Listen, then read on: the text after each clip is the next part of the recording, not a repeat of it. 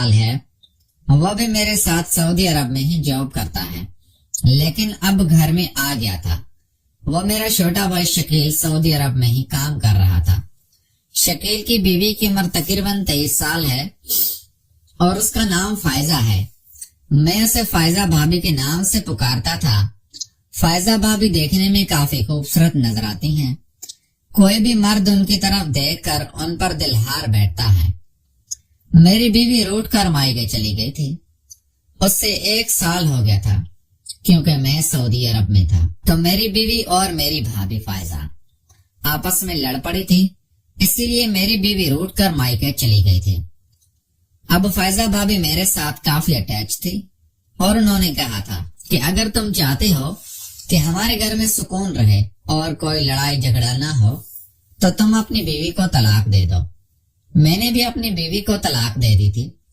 अब शकील भाई तो सऊदी अरब में होते थे और घर में मेरे 2 बच्चे, मैं और फायजा भाभी ही थे, क्योंकि मेरे वालिदैन पहले ही इंतकाल कर चुके थे। हमारी रहायश नौशेरा की है। नौशेरा शहर में ही हमारी अपनी जमीन, जायदाद और कोठी है और हम खाते पीते घराने से ताल्लुक रखते हैं। फायजा भाभी का घर काफी गरीब तरीन था और मेरे भाई ने अपनी बीवी फायजा से पसंद की शादी की थी। लेकिन शकील भाई के सऊदी अरब जाने के बाद फायजा भाभी काफी अकेली पड़ गई थी, इसलिए वो काफी उदास रहते थे। मैं भी अपनी बीवी की याद में तड़पता रहता था और मैं भी काफी परेशान रहता था, क्योंकि मुझे भी किसी हसीन परी के साथ की जरूरत थी। इसीलिए मैंने सोच रखा था कि फायजा भाभी ही मेरे लिए बेस्ट चॉइस है। इसलिए मैं उनका मिन्नत तरला करूंगा कि वो मेरे साथ एक दफा। फायजा भाभी मेरे पास आई और कहने लगी, मैं अपनी मायके जाना चाहती हूँ, तुम मुझे बाइक पर मायके ले चलो। मैं फायजा भाभी के मायके कभी नहीं गया था, लेकिन उस दिन मुझे फायजा भाभी के बात मानना पड़ी थी और मैंने हामी भर ली थी। पहले मैं फायजा भाभी को बाजार लेकर गया और वहां उनके पसंद के कपड़े दिलवाए और कपड़े दिलवाने के बाद मैं फायजा भाभी को उनके मायके लेकर चला गया था। हमारे पास अपनी गाड़ी थी और मैंने फैसला किया कि अपनी गाड़ी में बैठा मेरे दोनों बच्चे भी साथ थे और हम फायजा भाभी के मायके चले गए थे। वहां पर फायजा भाभी के मायके वालों ने हमारी काफी आवभगत की थी और हमें काफी इज्जत दी थी। वहां पर हम 3-4 दिन रहे। जब फायजा भाभी ने कहा कि हम वापस चलते हैं तो मैं फायजा भाभी की फरमाइश पर ही फायजा भाभी को वापस ले आया था। वापस आने के बाद फायजा भाभी मेरे ऊपर काफी खुश थी, क्योंकि मैं उनकी किसी भी बात को टालता नहीं था और उनकी काफी इज्जत करता था।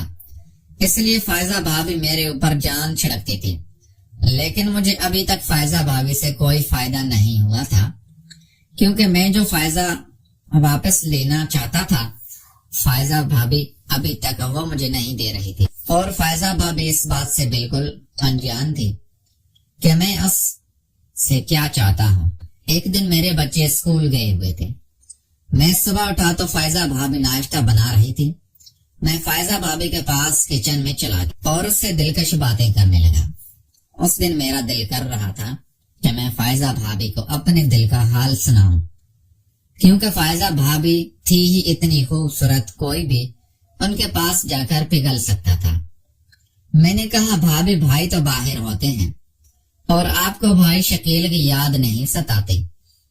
मेरा ये कहना था कि फायजा अब रोने लगी और कहने लगी, रजा साहब मैं आपको क्या बताऊं कि मैं कितनी परेशान हूं और मुझे दिन रात अपने शोहर की याद सताती है। मैंने भी उनसे हमदर्दी की तो वो मेरे साथ मान गई थी और उन्होंने कहा था कि तुम अगर मेरे शोहर की जगह लेना चाहो तो ले सकती हो। मैंने भी हामी भर दी थी, क्योंकि मैं भी यही चाहता था और मेरी बीवी 1 साल से मेरे पास नहीं थी, इसलिए मुझे भी उस चीज की काफी जरूरत थी जो फायजा भाभी ने पूरी कर दी थी। अब हम फायजा भाभी की दीवानी थी और फायजा भाभी जब तक मुझे उन वादियों की सैर करवा देती जिन वादियों की सैर करके मुझे काफी राहत मिलती थी। शकील भाई इस बात से बिल्कुल भी ना वाकिफ थे कि उसके घर में क्या चल रहा है اس لیے میں نے شکیل بھائی کو کہا تھا کہ تم جلدی واپس آ جاؤ تاکہ میں کوئی اپنے لیے اچھا سا رشتہ ڈھونڈ کر شادی کر لوں، اور مجھے یہ بھی پتا تھا کہ اگر شکیل بھائی کو پتا چل گیا تو وہ میرے ساتھ کافی برا کریں گے اور ہم دونوں بھائیوں کی بگڑ جائے گی۔ اسی لیے 2 سال بعد شکیل بھائی واپس آئے تو میں نے شادی کر لی تھی، الگ گھر لے کر رہنے لگا تھا۔ لیکن فائزہ بھابھی کی یاد ابھی بھی مجھے ستاتی تھی، جس طرح انہوں نے پورے دنوں میں میرا ساتھ دیا تھا اور مجھے راضی کیا تھا۔ پیارے دوستو، اگر آپ کو یہ ہماری کہانی پسند آئی ہے تو اس ویڈیو کو لائک کر کے چینل کو لازمی سبسکرائب کریں۔ ملتے ہیں اگلی ویڈیو میں۔ Thanks for watching.